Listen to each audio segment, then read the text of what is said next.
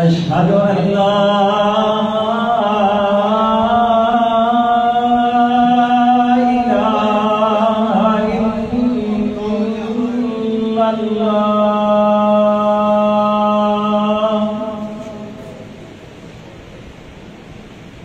أشهد أن لا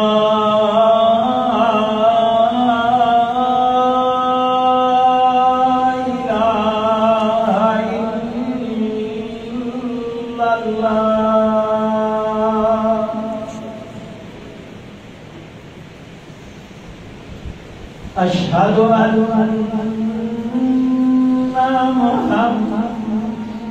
محمدًا رسول الله أشهد أن محمدًا رسول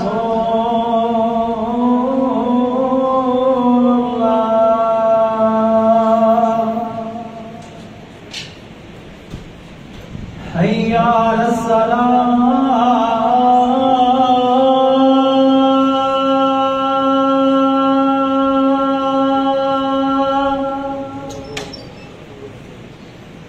حي على الصلاة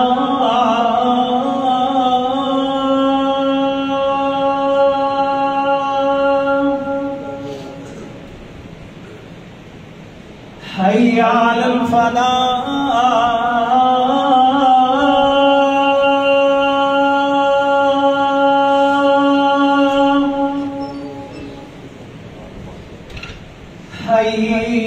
حي على الفلاح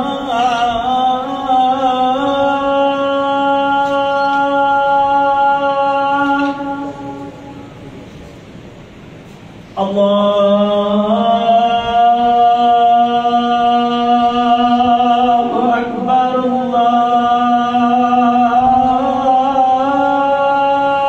الله أكبر لا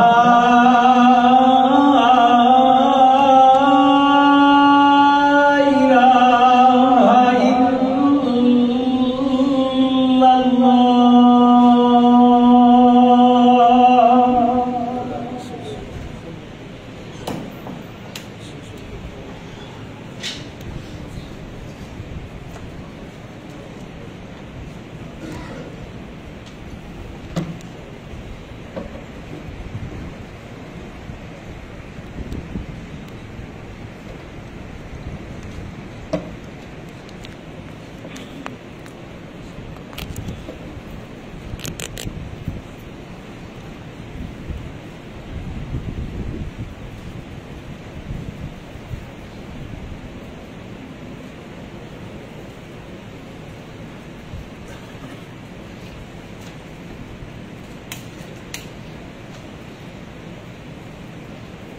السلام عليكم ورحمة الله وبركاته.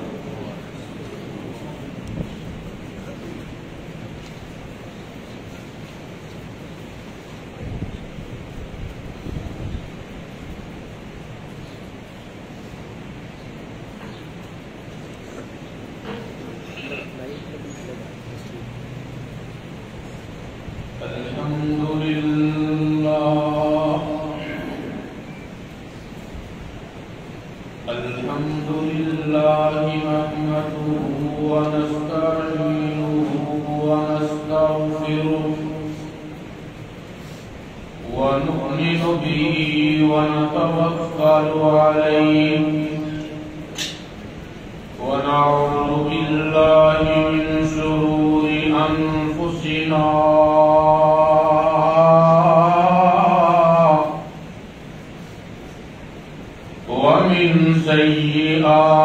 أعمالنا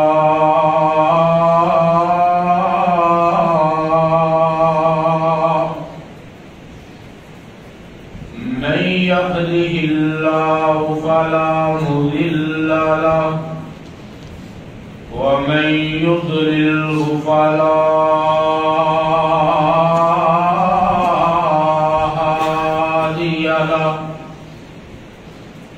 ونشهد أن لا إله إلا الله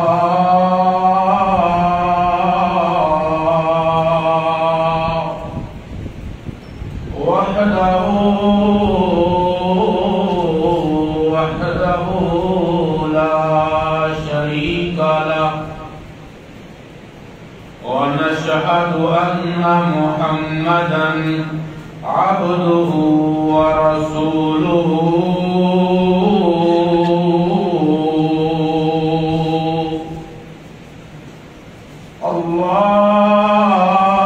اللهم صل على محمد وعلى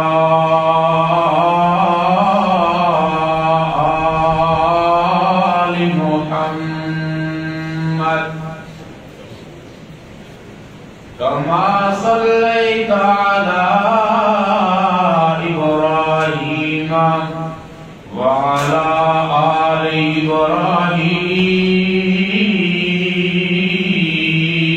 إبراهيم إنك حميد مجيد اللهم بارك على محمد وعلى آل محمد كما باركت على إبراهيم وعلى آل إبراهيم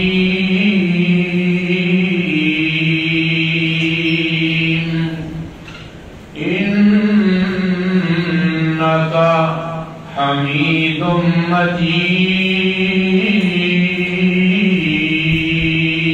مجيد اللهم انفعنا بما علمتنا وعلمنا ما ينفعنا وزدنا علما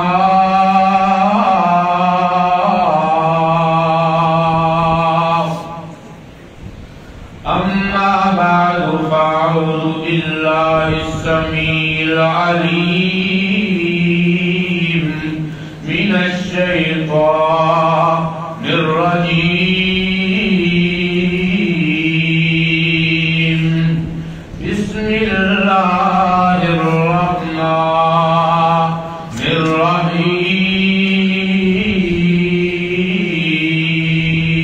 الرحيم وأنا منا المسلمون ومنا القاسطون فمن أسلم فأولئك تحروا رشدا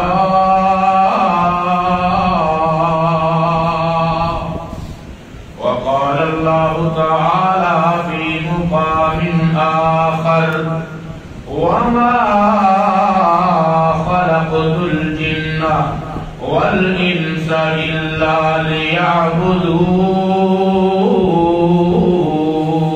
ليعبدون صدق الله العظيم وصدق رسوله النبي الكريم ونحن على ذلك من الشاهدين والشاكرين والحمد لله رب العالمين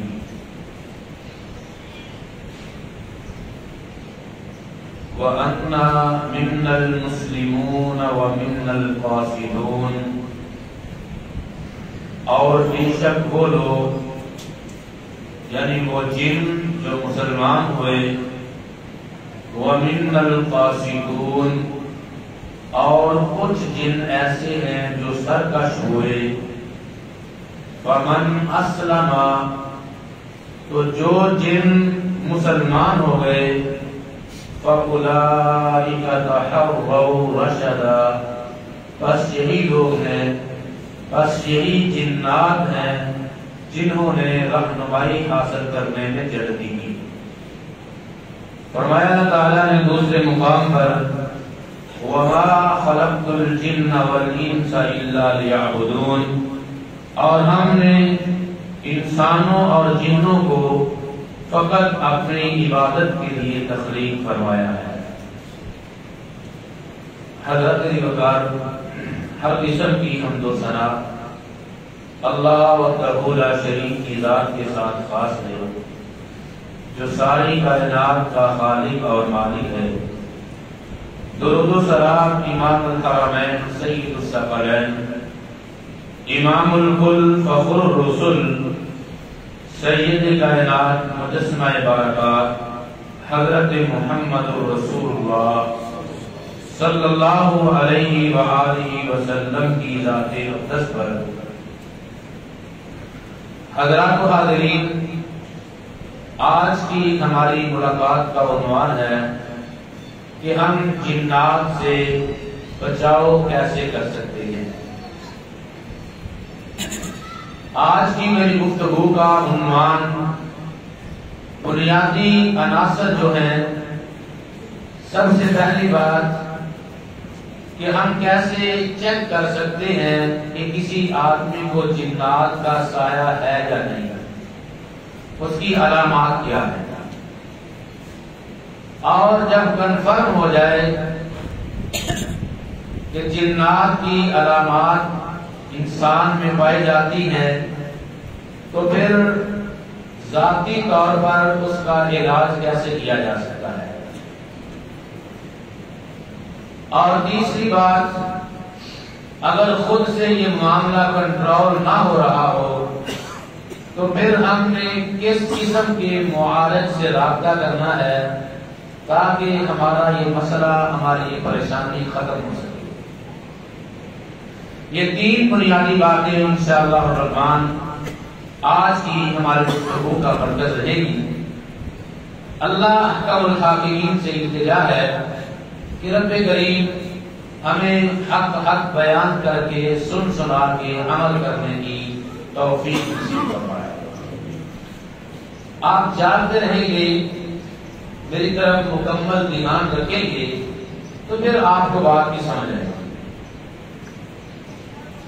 عموماً ایسا ہوتا ہے کہ ہم مسجد میں آتے ہیں، اذان سے پہلے آتے ہیں، مسجد میں پونا گھنٹہ 40 منٹ کی جو گفتگو خطیب کی ہوتی ہے وہ ہم بڑے مزے کے ساتھ سو کے چلے جاتے ہیں. اور جب ہم سو جائیں گے تو ہماری سمجھ میں کچھ بھی نہیں آئے گا، گفتگو ہمارے سروں سے ہوتی ہوئی باہر نکل جائے گی. اس لیے بڑے ہی ادب، احترام، عزت اور توقیر سے گزارش ہے کہ جاگ کر گفتگو سنیے. اللہ کا الحاکمین ہمیں قرآن و سنت کو سمجھنے کی توفیق نصیب فرمائے. سب سے پہلی بات کہ ہم کیسے پتہ کر سکتے ہیں کہ آیا ہمارے اوپر جنات کا سایہ ہے کہ نہیں. یہ بات تو پہلے ہمیں سمجھ لینا چاہیے کہ ہمارے معاشرے کے اندر تین قسم کے معالج ہیں. ایک طبقہ ہے میڈیکل سے متعلقہ لوگوں کا، دوسرا طبقہ ہے حکماء کا، یہ طب کے ساتھ ان کا تعلق ہے، اور تیسرا طبقہ ہے روحانی علاج کرنے والوں کا جو دم وغیرہ کے ذریعے لوگوں کا علاج ہے. یہ تین قسم کے لوگ، تین قسم کے معالج ہمارے معاشرے کے اندر پائے جاتے ہیں. انسان کو کوئی بیماری ہے کسی بھی قسم کی، جس قسم کے بندے کے پاس بھی بندہ جائے گا نا، وہ اس میں سے اپنا مسئلہ، اپنی بات ثابت کر کے اس آدمی کو اپنا مرید یا اپنا مریض بنانے کی کوشش کرے گا. ڈاکٹر کے پاس جاتے ہیں مال کا ضیاع ہے صرف، حکیم کے پاس جاتے ہیں صرف مال کا ضیاع ہے. لیکن جب آپ کسی دم والے روحانی علاج کرنے والے کے پاس جائیں گے تو وہاں 95% مال کے ضیاع کے ساتھ ساتھ تمہارے ایمان کے ضائع ہونے کا بھی خدشہ ہے، اور پھر اس سے بڑھ کر عزتوں کے پامال ہونے کا بھی خدشہ موجود ہے. اس لیے ہمیں سب سے پہلے اپنے آپ کو خود چیک کرنا ہے کہ آیا ہم میں یا ہمارے کسی عزیز میں یا ہمارے کسی بہن یا بھائی کے اندر جنات کی علامات ہیں بھی کہ نہیں. جنات کی علامات کو پرکھنے کے دو بنیادی اصول ہیں. کتنے اصول ہیں؟ دو بنیادی اصول ہیں کہ جنات کی علامات دو طرح سے ظاہر ہوتی ہیں. ایک طریقہ ہے کہ آدمی جاگ رہا ہے اور جنات کے علامات اور آثار ظاہر ہوتے ہیں. حالت نیند کے اندر بھی کچھ ایسی علامتیں ہیں اگر وہ انسان کے اندر پائی جائیں تو جنات کے سائے کی اثرات ہوتے ہیں. حالت بیداری کے اندر اگر آدمی محسوس کرتا ہے تو اس کے سر میں درد ہے، ڈاکٹر کے پاس گیا ہے، اس نے بی پی چیک کروایا ہے، ٹھیک ہے، کوئی طبی مسئلہ نہیں ہے. مثال کے طور پر بات کرنے لگا ہوں، کوئی طبی مسئلہ نہیں ہے، جسم میں مسلسل تھکاوٹ ہے، مسلسل درد ہے، تو یہ جنات کے اثرات کی ایک علامت ہے. اس لیے سب سے پہلے اگر ہمیں کوئی مسئلہ بنا ہے تو ہمیں سب سے پہلے میڈیکلی طور پر کسی ڈاکٹر سے رجوع کرنا چاہیے. اگر طبی طور پر معاملات سارے درست ہیں، اس کے باوجود انسان کسی تکلیف کا شکار ہے، درد کا شکار ہے، تو اس کا ایک علامت اس کے اندر موجود ہے کہ شاید اس میں جنات کے اثرات ہیں. ہمارے ہاں عموماً اکثر اوقات لوگ ایسے پائے جاتے ہیں، بخار ہو گیا ہے تو اس کا بھی تعویذ، سر درد ہے اس کا بھی تعویذ، جسم درد ہے اس کا بھی تعویذ. ہمارے ایک بڑے پیارے دوست ہیں، بڑی پیاری بات کرتے ہیں، کہتے ہوتے ہیں کہ اگر راستے میں جاتے ہوئے گاڑی کا ٹائر پنچر ہو جائے، پورا قرآن اس کے پاس بیٹھ کے پڑھ دو، پنچر نہیں لگے گا جب تک آپ پنچر لگانے والے کے پاس نہیں ہیں. بڑی پیاری کے ساتھ دیتے ہیں کہ اگر انسان کو کوئی مسئلہ ہے، بیماری ہے، تو بیماری کا علاج اس کے اسپیشلسٹ سے کروانا چاہیے، بجائے اس کے کہ آدمی عاملوں کی طرف چکر لگانا شروع کر دے. دوسری علامت کہ آدمی کی کیفیت اس طرح کی بن گئی ہے کہ اذان ہوئی ہے، اسے اذان سے چڑ ہو، قرآن کی تلاوت ہو رہی ہے، اس سے انسان کوفت محسوس کرے. دینی عبادات سے جب انسان کو کوفت ہونے لگے تو سمجھ لو اس کے اوپر شیطان کے اثرات ظاہر ہو چکے ہیں. تیسری علامت کہ آدمی چاہتا ہے کہ میں عبادت کروں، لیکن اس کا عبادت میں دل ہی نہیں لگتا. عبادت کرنا چاہتا ہے، خواہش بھی ہے، لیکن عبادت میں دل ہی نہیں لگتا، اس کے اندر شیطانی اثرات موجود ہیں. چوتھی بات، انسان فطرتی طور پر بہت اچھا ہے، لیکن اس میں چڑچڑاپن آ چکا ہے، ہر وقت غصے میں رہتا ہے، لڑائی کرنے کو اس کا دل کرتا ہے، اس کے اندر شیطانی اثرات موجود ہیں. پانچویں بات کہ انسان ہر پریشانی کو اپنے ذہن پہ سوار رکھے. ہر پریشانی کو جب بندہ ذہن پہ سوار رکھے گا اور اس کے اندر کا الٹا سیدھا سوچتا رہے گا تو یہ بھی شیطانی اثرات کی ایک قسم ہے. یہ 5 علامتیں اگر حالت بیداری میں آدمی میں محسوس ہوں، ان میں سے 1، 2، 3 یا 4، تو اسے اپنا جو ہے نا علاج روحانی طریقے کے ساتھ کرنا یا کروانا چاہیے. اور چھٹی بات کہ انسان ہر وقت خوف محسوس کرے، اکیلا بیٹھ کر ڈرا رہا ہو، اکیلا سوتا نہیں ہے، اکیلا کسی جگہ پہ بیٹھتا نہیں ہے اور اکیلا کہیں جاتا نہیں ہے، ہر وقت خوف ہی خوف اس کے ارد گرد منڈلا رہا ہوتا ہے، تو یہ بھی جنات کے اثرات کی ایک علامت ہے۔ یہ 6 علامتیں اگر حالت بیداری میں کسی آدمی میں موجود ہوں تو اسے اپنا روحانی طور پر چیک اپ کرانا چاہیے۔ یہ تو ہے جاگنے کے حوالے سے۔ دوسری قسم ہے حالت نیند کے اندر آدمی سویا ہے۔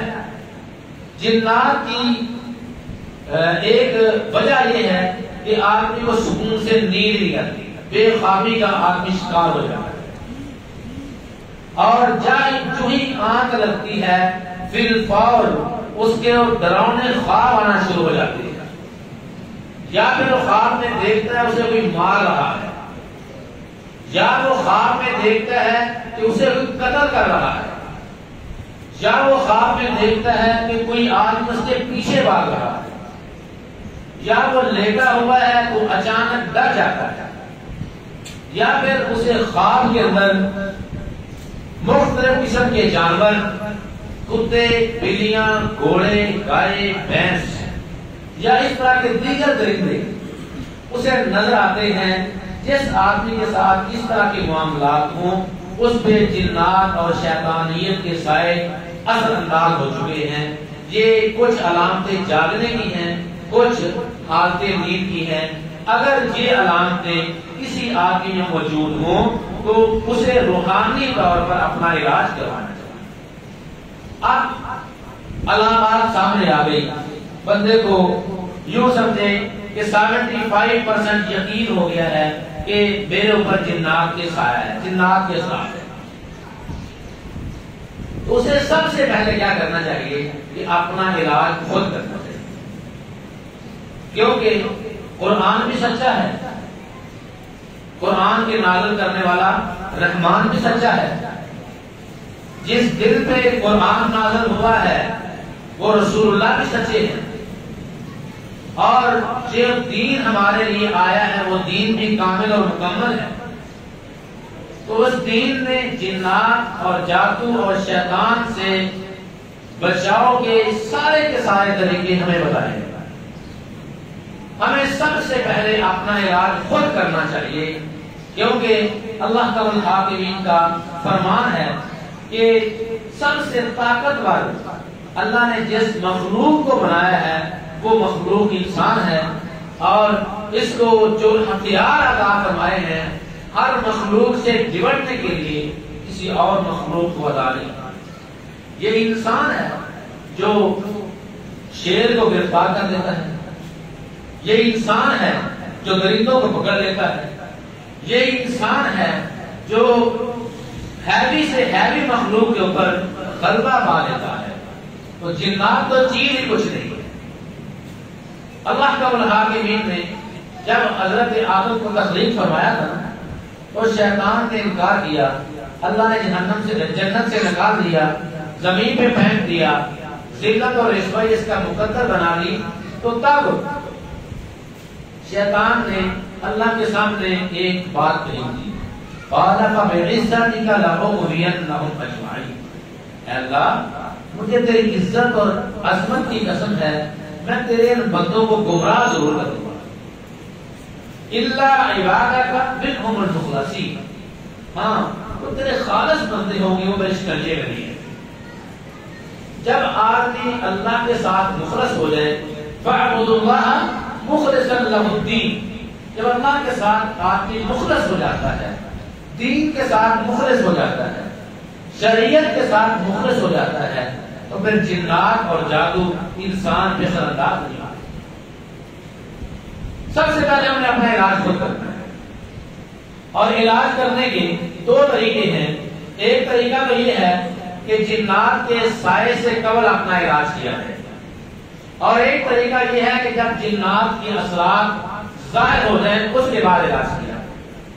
اب پہلے ہم نے علاج کیسے کرنا ہے، جنات جادو سے ہم نے پہلے کیسے بچنا ہے۔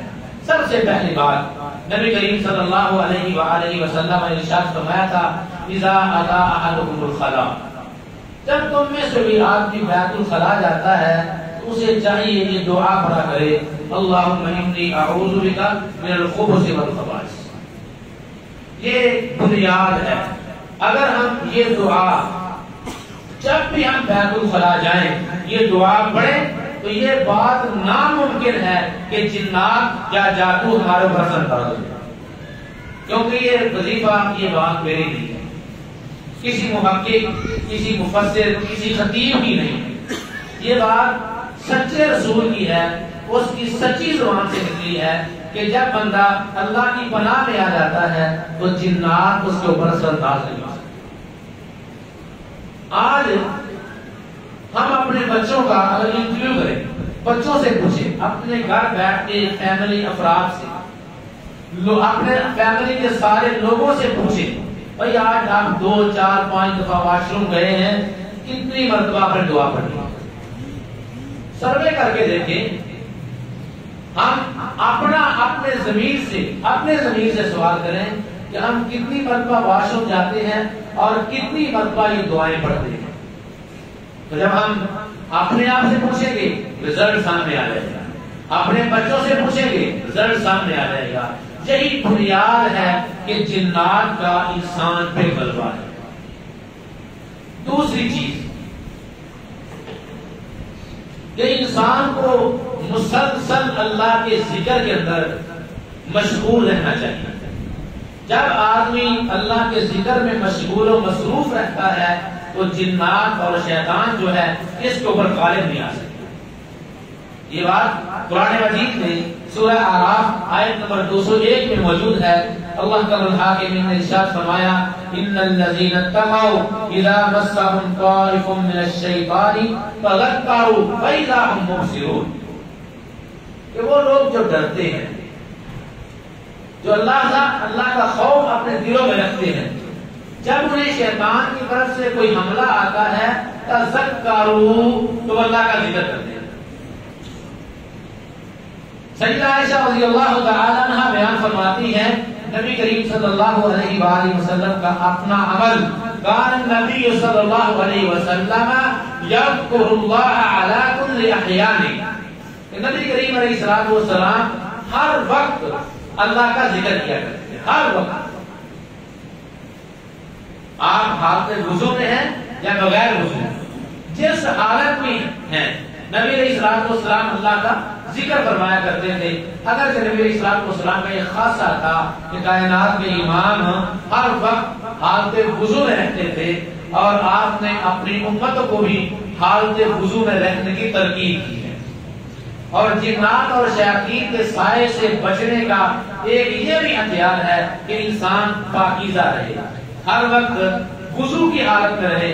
جب آدمی وضو کی حالت میں پاکیزہ رہتا ہے تو تب جو انسان ہے شیطانی وسوسات اور جنات اور جادو کے اثرات سے محفوظ رہے۔ تیسری بات، انسان کو چاہیے کہ ہر وقت شیطان کے مقابلے میں رحمان کی پناہ مانگتا ہے۔ کیوں؟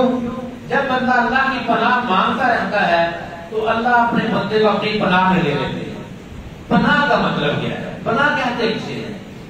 کبھی ہم نے مرغی کو دیکھا، مرغی اپنے بچوں کو اپنے پروں کے نیچے لے لیتی ہے۔ وہ چھوٹا بچہ جب اسے کسی قسم سے، کسی بھی طرف سے کوئی خطرہ، کوئی کوہ اسے پکڑنے کی کوشش کرتا ہے یا کوئی بلی اسے پکڑنے کی کوشش کرتی ہے تو پھر فور دوڑ کر اپنی ماں کے پروں کے نیچے آ جاتا ہے۔ وہاں آ کر وہ اپنے آپ کو محفوظ سمجھتا ہے کہ میں اپنی ماں کے پاس آتا ہوں، اب مجھے کسی قسم کا کوئی خطرہ نہیں ہے۔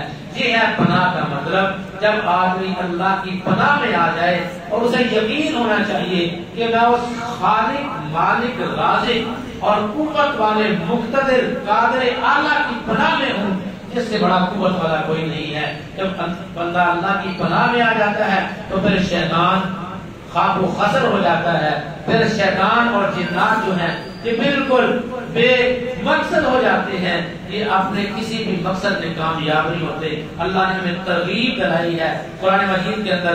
3 آیات میں آپ کے سامنے پڑھنے لگا ہوں۔ پہلی آیت مقدسہ میں اللہ فرماتے ہیں وَإِمَّا يَنزَغَنَّكَ مِنَ الشَّيْطَانِ تَذَكَّرُوا وَإِمَّا يَنزَغَنَّكَ مِنَ الشَّيْطَانِ، جب شیطان تمہیں کچلنا چاہے، تمہارے اوپر حملہ کرنا چاہے، فاستعذ باللہ، تمہیں چاہیے کہ اللہ کی پناہ مانگو۔ دوسری آیت مقدسہ اللہ فرماتے ہیں وَإِذَا قَرَأْتَ الْقُرْآنَ فَاسْتَعِذْ بِاللَّهِ مِنَ الشَّيْطَانِ الرَّجِيمِ، جب تم قرآن کی تلاوت کرنے لگو تو شیطان مردود سے اللہ کی پناہ مانگ لیا کرو۔ اور تیسری آیت مقدسہ رب اعوذ بک من حمزات الشیاطین واعوذ بک رب ان یحضرون، یہ 3 مقامات میں نے پڑھے۔ اس کے علاوہ دیگر کئی آیات ہیں جن آیات کے اندر حکم دیا گیا ہے انسان کو کہ شیطان سے اللہ کی پناہ مانگا کر۔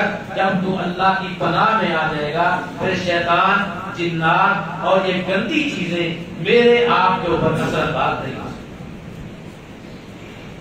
نبی کریم علیہ السلام نے کئی کلمات سکھائے ہیں، ان میں سے ایک کلمہ، ایک بات، ایک حدیث کے الفاظ میں آپ کے سامنے رکھنا چاہوں گا۔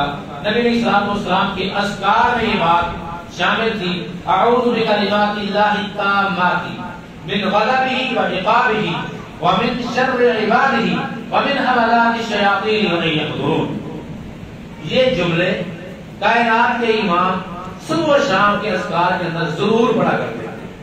اعوذ بکلمات اللہ التامات من غضبہ وعقابہ ومن شر عبادہ ومن حملات الشیاطین وان یحضرون۔ عزیزان گرامی قدر، جنات، شیطان، جادو اور ان گندی چیزوں سے بچنے کا ایک فارمولا جو رسول اللہ صلی اللہ علیہ وسلم نے ہمیں دیا ہے وہ کیا ہے کہ شیطان، جنات کے مقابلے میں ہم اللہ کی پناہ کو لازم پکڑیں، ہر وقت اللہ کی پناہ میں رہیں۔ جب ہم اللہ کی پناہ میں رہیں گے تو ہمارے اوپر کائنات کی کوئی طاقت غلبہ نہیں پا سکتی۔ اس کے بعد نبی کریم صلی اللہ علیہ وآلہ وسلم نے ارشاد فرمایا، سلسلہ احادیث الصحیحہ میں علامہ ناصر الدین البانی علیہ رحمہ اس روایت کو لے کر آئے ہیں۔ کائنات کے امام نے فرمایا ان الشیطان ینفر من البیت الذی یقرأ فیہ سورۃ البقرہ، جس گھر میں سورہ بقرہ کی تلاوت کی جاتی ہے وہاں سے شیطان بھاگ جاتا ہے۔ جنات، شیطان اس گھر میں بسیرا نہیں کر سکتے جس گھر میں سورہ بقرہ کی تلاوت ہوتی ہے۔ اب ہم جو شارٹ کٹ راستے تلاش کرتے ہیں، سورہ بقرہ 28 پاروں کی سورت، اسے کون پڑھے؟ اس کا ایک مسئلہ یہ ہے کہ ہمیں پڑھنے نہیں آتا، کیونکہ قرآن ہم نے پڑھے نہیں، نہ پڑھا ہے، نہ سمجھا ہے، نہ سیکھا ہے۔ ہمارے پاس دنیاوی علوم سیکھنے سے وقت بچے گا تو قرآن پڑھیں گے نا۔ حضرات عزیز بکار، یہی وجہ ہے کہ آج ہمارے گھر جو ہیں یہ قبرستان بنے ہوئے ہیں، ہمارے گھر جو ہیں یہ جنات اور شیطانوں کی اماجگاہ بنے ہوئے ہیں۔ عموماً لوگ کہتے ہیں کہ ہمارے گھر میں ایک کمرہ ہے، ہم وہاں جاتے ہیں خوف محسوس ہوتا ہے۔ ہمارے گھر کے اندر ایک ایسی جگہ ہے وہاں جائے تو ہمیں عجیب و غریب قسم کی آوازیں آتی ہیں، بھائی وہاں بیٹھ کے سورہ بقرہ کی تلاوت کرو، انشاءاللہ ہر چیز بات جائے گی۔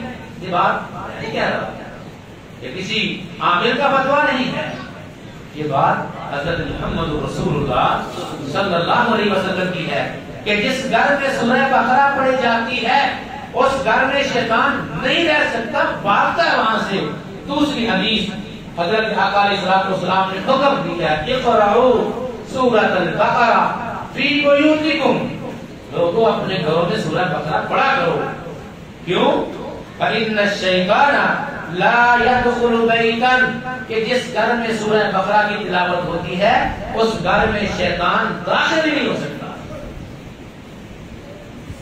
وہاں ٹھہرنا بہت دور کی بات ہے۔ نبی کریم صلی اللہ علیہ وسلم نے ارشاد فرمایا کہ جب شام ہوتی ہے نا، شام ہوتی ہے تو شیطان لوگوں کے گھروں کی طرف گھستے ہیں۔ شیطان سے مراد جنات، یہ لوگوں کے گھروں کی طرف گھستے ہیں۔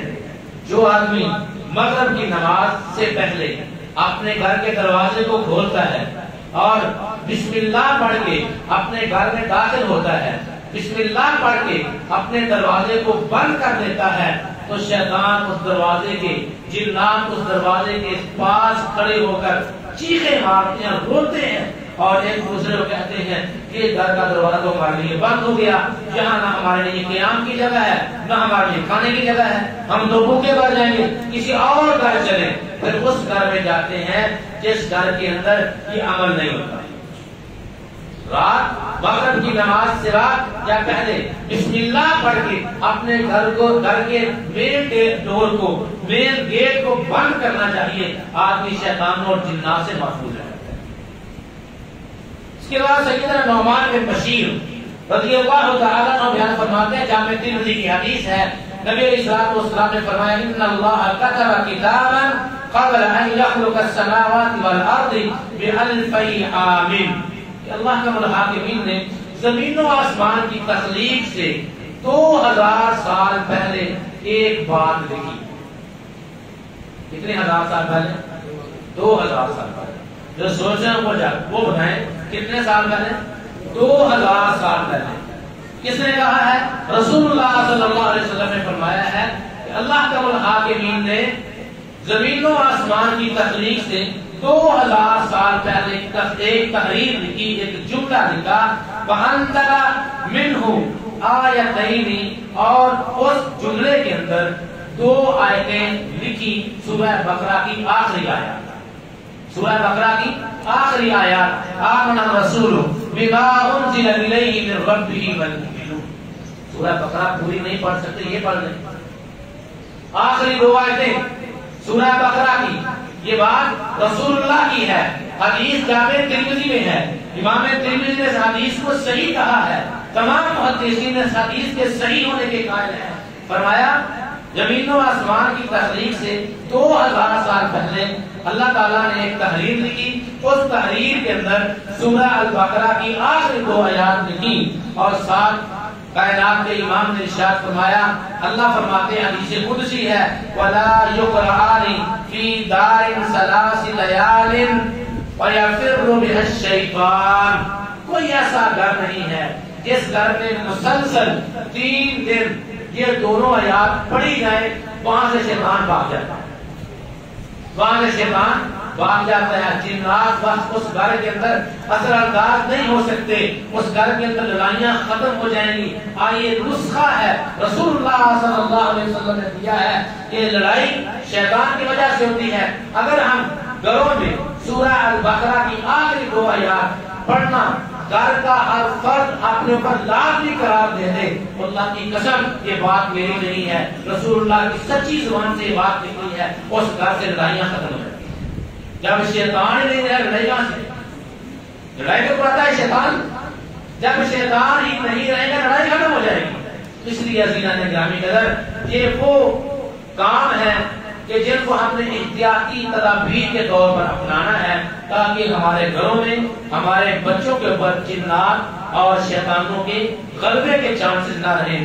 اس کے بعد سیدنا ابو سعید خدری رضی اللہ تعالیٰ عنہ بیان فرماتے ہیں، کان رسول اللہ صلی اللہ علیہ وسلم یتعوذ من الجان وعین الانسان حتی نزلت المعوذتان، کہ نبی کریم صلی اللہ علیہ وسلم جنوں اور نظر بد سے ہمیشہ اللہ کی پناہ مانگا کرتے تھے، حتی نزلت المعوذتان، یہاں تک کہ آخری 2 سورتیں، آخری 2 قل اعوذ برب الفلق اور قل اعوذ برب الناس نازل ہو گئی، اور جب یہ دونوں صورتیں نازل ہو گئی، فلما نزلتا اخذ بهما وترك مما سواه، پھر پیغمبر کائنات نے ان دونوں صورتوں کو اپنی زندگی کا معمول بنا لیا، اور اس کے علاوہ جتنی بھی چیزیں تھیں وہ ساری کی ساری چھوڑ دی، صبح و شام قل اعوذ برب الفلق اور قل اعوذ برب الناس پڑھا کرتے تھے۔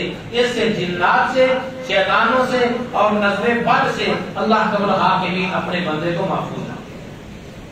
اب یہ تو وہ معاملات ہیں کہ ہم نے احتیاطی تدابیر کے طور پر ان کو رکھنا ہے۔ آدمی سمجھتا ہے میرے پاس تو کام نہیں ہے، شارٹ کٹ راستہ، وہ شارٹ کٹ راستہ کیا ہے کہ کسی عامل کے پاس جائے۔ اگر کسی عامل کے پاس جانا ہے تو عامل کس کے پاس جانا ہے؟ یاد رکھیے، میں اگر یہ کہوں کہ 99% اور اس سے بھی کئی زیادہ لوگ جو عامل ہیں وہ جعلی ہیں، فضول ہیں اور بے حیا قسم کے لوگ ہیں، دین سے دور ہیں، تو شاید یہ بات بالکل درست ہو۔ نبی کریم علیہ الصلوۃ والسلام پہ جو شریعت نازل ہوئی ہے، اس شریعت نے عامل کا انتخاب کرنے کے اصول بیان فرمائے ہیں۔ اگر تم نے کسی عامل کے پاس جانا ہے تو سب سے پہلی آپ نے وہ جو شرط تلاش کرنی ہے وہ یہ تلاش کرنی ہے کہ وہ عامل موحد ہو، توحید پرست ہو، نہ شرک کرتا ہو، نہ شرک کی دعوت دیتا ہو۔ دوسری بات کہ عامل باشرہ ہو۔ تیسری بات عامل باحیا ہونا چاہیے۔ بے حیا بندے کے پاس ہمیں اپنا علاج کرنے کے لیے آتے ہیں، جو شریعت سے آ رہی ہے، شریعت کا منکر ہے، اس کے بعد ہمارے اس معاشرے کے اندر کتنے اقرار و حسن نے، کتنے پیر اور عامل جو ہیں ان کو ظاہر کیا ہے، جو کلمہ پڑھنا نہیں آتا، قرآن نہیں آتا، قرآن تو بہت دور کی بات ہے، کلمہ نہیں آتا، اور وہاں لوگوں کی لائنیں لگی ہوئی ہیں۔ کوئی وہاں کاروبار کے لیے جا رہا ہے، کوئی وہاں اولاد لینے کے لیے جا رہا ہے، کوئی کسی مسئلے کے لیے، کوئی کسی مسئلے کے لیے۔ عزیزان گرامی قدر، اگر کسی عامل کے پاس جانا ہے تو شرائط نوٹ کریں، یہ عامل موحد ہو، توحید پرست ہو، نہ شرک کرتا ہو، نہ شرک کی دعوت دیتا ہو۔ دوسری بات یہ عامل باشرہ ہو، شریعت کا پابند ہو۔ تیسری بات عامل بے حیا نہ ہو بلکہ با حیا ہو۔ چوتھی بات عامل دینی علوم کو جانتا ہو، قرآن، حدیث، قرآنی اذکار کے فضائل، حدیث کے اندر موجودہ اذکار کی اصلیت اور اس کے فلسفے کو جاننے والا ہو۔ پانچویں بات اسے پاکی اور ناپاکی کا پتہ ہو۔ ہمارے یہاں وہ عجیب مسئلہ ہے نا جی، اور جس نے آدھے کپڑے اتارے ہوتے ہیں وہ آدھا ولی ہوتا ہے، جو پورا اتارتا ہے پورے کا پورا ولی بن جاتا ہے۔ ہم نے تو یہ تصور، یہ بات بنائی ہے نا ولی کی، خدا را اپنی عزتوں کی حفاظت کیجیے۔ اللہ کی قسم مجھے کسی سے کوئی مسئلہ نہیں ہے، مجھے کسی سے کوئی مسئلہ نہیں ہے۔ تکلیف سے اس بات کی ہے کہ اچھے بڑے لوگ، سمجھدار دانا لوگ جو ہیں اپنے آپ کو بڑے پڑھے لکھے سمجھتے ہیں، ایسے لوگوں کے سامنے جھکے ہوئے ہیں، ایسے لوگوں کے سامنے اپنے جو ہے اپنے سر کو چکایا ہوا ہے، جن کو کپڑے پہننے کا بھی طریقہ نہیں آتا اور باتیں بڑی بناتے ہیں۔ فلاں بزرگ تھے، وہ ننگے رہا کرتے تھے، اس کو پولیس نے جیل میں بند کیا، صبح ہوئی تالے خود بخود کھلے اور پیسہ باہر آ گئے، بڑی پہنچی سرکار۔ یہ کس سے؟ آپ یہاں دور کیا رہنے آنے جانا ہے؟ اپنے ککڑ کے پاس چیکس لگتے، وہاں آپ دیکھیں پیر شاہ صاحب کی کیا حالیت ہے، وہ بڑے شاہ ہے یا کیا مسئلہ ہے؟ حضرت علی وقار پیر موحد ہونا چاہیے، باشرہ ہونا چاہیے، شریعت کا پابند ہونا چاہیے، اس سے جا کر اپنا علاج ہونا چاہیے۔ اور آخری بات، اگر ہم نے کسی عامل کے پاس جانا ہے وہ ایسا عامل ہو جو ذکر و اذکار کے ساتھ اپنی زبان کو تر رکھتا ہے، شرعی اذکار کرنے والا ہو۔ ہمارے یہاں اذکار کی بھی کئی قسمیں ہیں، یہ چھو والی سرکار، جو پھونکے مارنے والی سرکار ہے، اگر کس طرح کا ذکر کرتی ہے اور لوگوں کی ایک لمبی تعداد اس کے پیچھے پڑی ہوئی ہے اور اس کو اپنا رہنما، اپنا پیر نہ جانے کیا کیا مانا ہوا ہے۔ عزیزان گرامی قدر، اگر ہم نے کسی عامل کے پاس جانا ہے تو خدا را یہ صفات نوٹ کریں، موحد عامل ہونا چاہیے، شرع کا پابند عامل ہونا چاہیے، بے حیا عامل نہیں بلکہ با حیا عامل ہونا چاہیے، دینی علوم کو جاننے والا، قرآن و سنت کو سمجھنے والا عامل ہونا چاہیے۔ آپ نے کہنا صاحب یہ تو جانے نہیں ہے، یہ باتیں کہاں سے نکلیں گی؟ حضرت علی وقار بات کرنے کا مقصد یہ ہے کہ یہاں زیادہ تر لوگ ڈرامے باز ہیں، ڈرامے بازیاں کرتے ہیں۔ کل کی بات ہے، کیونکہ میرا یہ ٹاپک تھا، میں نے کہا ایک دو بندوں سے ملنا چاہیے کہ وہ ان کے نظریات کیا ہیں۔ میں ایک آدمی کے پاس گیا تھا گجرانوالہ کے اندر، فتومن، وہاں میں گیا، اس کا یہ نظریہ تھا کہ میں جنات بندے میں حالت کرتا ہوں۔ مجھے پوچھتا ہے کہ یار میرے ساتھ کوئی مسئلہ بن گیا ہے، مجھے ذرا چیک کر دے تاکہ میں اس مسئلے سے نکل جاؤں۔ مجھے پوچھتا ہے کہ آپ کا نام ہے، بتایا، آپ کی بات کا نام میں نے بتایا۔ وہ اپنے جن بابا سے بچے کے اندر سے جن حاضر کیا، اس نے پوچھا اس کا مسئلہ کیا ہے؟ اس نے کہا مسئلہ کچھ بھی نہیں ہے، بس ویسے ہی۔ میں نے پوچھا یار یہ جنات آپ کو ساری چیزیں بتا سکتے ہیں، میری امی اور ابو کا نام سے کیوں نہیں بتایا؟ یہ نہیں پتا چلا اس کو، یہ کو کاف کی خبریں آپ کو سنا دیتا ہے، میری امی اور ابو کا نام سے آپ کیوں نہیں بتایا؟ خدا کا خوف کریں، یہ ڈرامے باز ہے. ٹھیک ہے، آپ جائیں کسی عامل کے پاس تو کیا کہے گا کہ جی آپ اپنی قمیض لے کر آئیں، آپ اپنا دوپٹہ لے کر آئیں، آپ جناب اپنے کپڑے لے کر آئیں، ہم آپ کو عمل کریں گے، یہ کریں گے وہ کریں گے. خدا اپنا علاج خود کیجیے. اگر خود نہیں کر سکتے تو کسی بادشاہ اور شریعت کے پابند عامل کا انتخاب کیجیے. جو شریعت کا پابند عامل ہوگا وہ آپ سے آپ کی امی ابو کا نام نہیں پوچھے گا، آپ سے کسی قسم کے کپڑے کی ڈیمانڈ نہیں کرے گا. ذات ذی وقار اللہ کا الحاکمین سے التجا ہے کہ مال کی ارتسما ہمیں ان باتوں کو سمجھنے کی اور غور و فکر کرنے کا توفیق عطا فرمائے. سبحان ربک رب العزۃ عما یصفون وسلام علی المرسلین والحمد للہ رب العالمین.